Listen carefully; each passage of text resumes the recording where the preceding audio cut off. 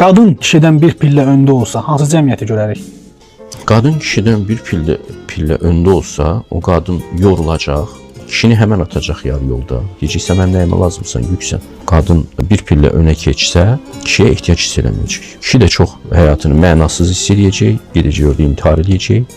Qadın da yorulacaq, öz həyatının mənasını itirəcək. Elə biləcək ki, həyat ona əzab vermək üçün mövcuddur. Beləcə nə kişi xoşbəxt olacaq, nə qadın, nə də uşaqlar xoşbəxt olacaq.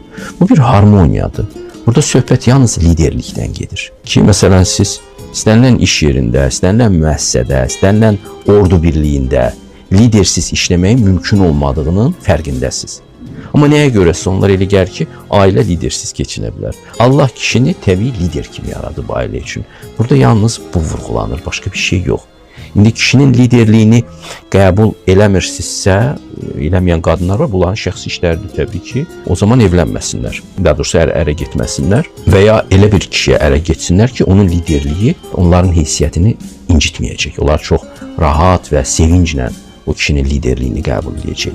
Əgər kişinin liderliyi ailədə təmin olunmursa, o ailənin riski artır və o çeşitli fəsadlar yaradır. Həm uşaqların həyatında, həm ailənin həyatında. Yəni, ola bilməz ki, sosial həyatda hər yerdə iyerarxiya var, düzən var, ölkədə prezident var, iş yerində rəis var, orduda komandir var. Hər yerdə bu var, amma ailədə anarxiya olsun. Ailə bütün bu cəmiyyət sisteminin birinci hücrəsidir.